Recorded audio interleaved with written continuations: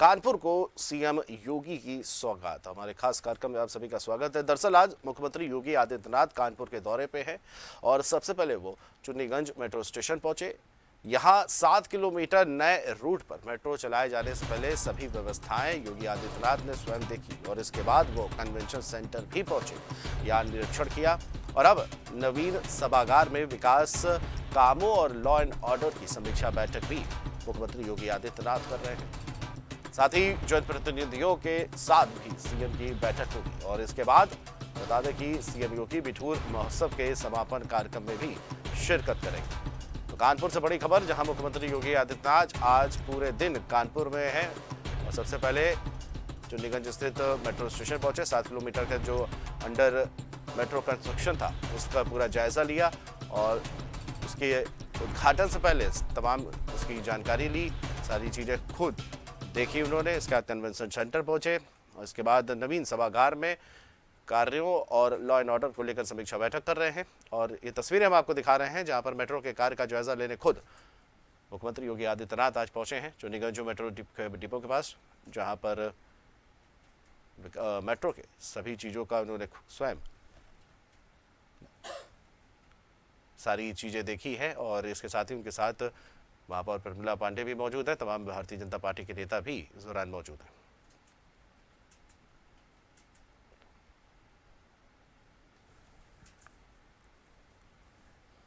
आपको बता दो इसके बाद आज बिठूर के महोत्सव में भी शामिल होंगे।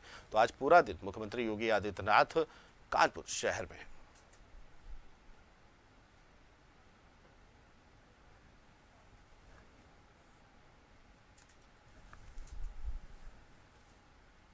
और हमारे साथ कानपुर से हमारे सहयोगी दीपक यादव हमसे जुड़े हुए हैं। दीपक, मुख्यमंत्री योगी आदित्यनाथ आज पूरे दिन कानपुर में रहेंगे और जिस तरह से बड़ी सौगातों की देने की बात हो रही है कि बड़ी बड़ी सौगातें भी दे सकते हैं। सबसे पहले कार्यक्रम उनका मेट्रो का देखा, उन्होंने सारी खूबियां देखी मेट्रो के, जो 7 किलोमीटर का अंडर कंस्ट्रक्शन जो था अब हालांकि पूरा हो चुका है।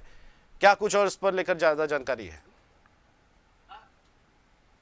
बिल्कुल आपको बता दें, जिस तरीके से मुख्यमंत्री आज कानपुर पहुंचे, कानपुर पहुंचने के बाद सबसे पहले वो कन्वेंशन सेंटर पहुंचे, जहां उन्होंने निरीक्षण किया और निरीक्षण के करने के बाद वहां से वो सीधे चुन्नीगंज मेट्रो स्टेशन पहुंचे, जहां पर उन्होंने वहां भी निरीक्षण किया और उसके बाद वहां से नवीन सभागार यानी सरसैया घाट में वो पहुंच चुके हैं। ये हम इस समय वहीं मौजूद हैं और अंदर जो है बैठक चल रही, जनप्रतिनिधियों और अफसरों के साथ बैठक चल रही है और लॉ एंड ऑर्डर कानून व्यवस्था को लेकर बातचीत हो रही है और जानकारी ले रहे हैं और साथ ही साथ विकास कार्यों की भी जानकारी जनप्रतिनिधियों और जो विधायक के सांसद हैं वो मौजूद हैं उनके साथ बैठक में। अफसर कानपुर के बैठक में मौजूद हैं और सारी जानकारी मुख्यमंत्री खुद ले रहे हैं कि आखिरकार कानपुर के विकास कार्य अभी क्या क्या हुए हैं और कितना बाकी, और जो प्रोजेक्ट अटके हुए हैं उनको लेकर भी लगातार जो है मुख्यमंत्री चर्चा कर रहे हैं और बात कर रहे हैं। बात करने के बाद यहाँ से जो है लगभग 70 मिनट की बैठक है और बैठक के बाद यहाँ से जो है वो बिठूर के लिए रवाना होंगे, जहाँ बिठूर में ऐतिहासिक महोत्सव है वहां पर जो है वो पहुंचेंगे। वहां पहुंचने के बाद वो संबोधित करेंगे जनता को और इसके बाद कुश्ती है उसका आनंद लेंगे और इसके बाद वो लखनऊ के लिए रवाना होंगे। कुलभूषण, बिल्कुल लखनऊ के लिए रवाना होंगे, लेकिन उससे पहले जिस तरह से आपने कहा भी बैठक चल रही है, दीपक मैं जानना चाहूंगा कि आज बिठूर के महोत्सव में भी शिरकत करेंगे, क्या बिठूर में जनसभा भी है मुख्यमंत्री योगी आदित्यनाथ की, और इस दौरान क्या कानपुर को कोई और भी बड़ी सौगात दे सकते हैं?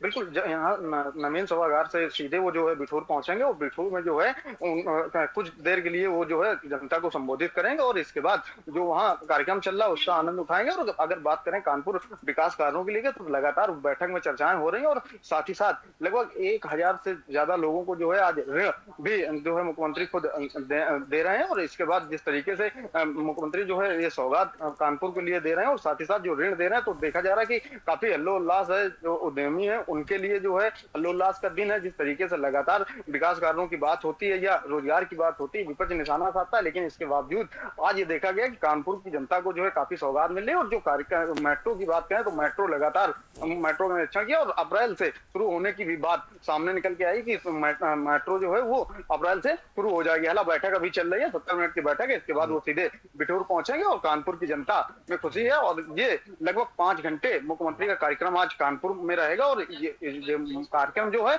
वो 2027 के लिए कारगर साबित होगा। कुलभूषण 27 की बात करते ही आपने एक प्रश्न इसी को लेकर के मैं आपसे पूछना चाहूंगा। देखिए, जिस तरह से मेट्रो की बात कही, आप जिस तरह से बता रहे हैं कि जानकारी जिस तरह से मिल रही है कि अप्रैल तक आम जनता के लिए मेट्रो के दरवाजे अंडरग्राउंड वाली जो दूसरी जो और भी मेट्रो बन रही है वो खुल जाएंगे, मतलब कि विस्तार जो है अप्रैल में शुरू हो जाएगा आम जनता के लिए, जिस तरह से जानकारी मिल रही है। अभी हालांकि कयास है, कन्वेंशन सेंटर पहुंचे हैं और 2027 में जिस तरह से उपचुनाव की बात कर लें दीपक, सबसे ज़्यादा उपचुनाव में दौरे और रैली करने वाले मुख्यमंत्री योगी आदित्यनाथ थे कानपुर के, और जो 2 सीटें हैं समाजवादी पार्टी की जो कि हार चुके थे उपचुनाव, अगर हम बात करें सीसामऊ वाली हार गई थी, क्या आपको लगता है कि इस बार तैयारी जोरों पर है 27 को लेकर के?